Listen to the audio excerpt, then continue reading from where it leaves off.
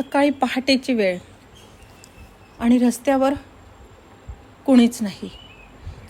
एकदम निर्मनुष्य रस्ता आणि मी जाते आहे.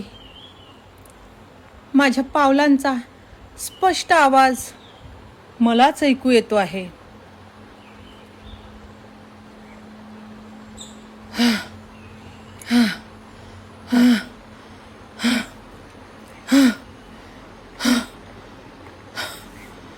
मागे कुणीतरी आहे. त्याच्या पावलांचा देखील आवाज मला स्पष्ट ऐकू येतो आहे. मागे वळून बघू का?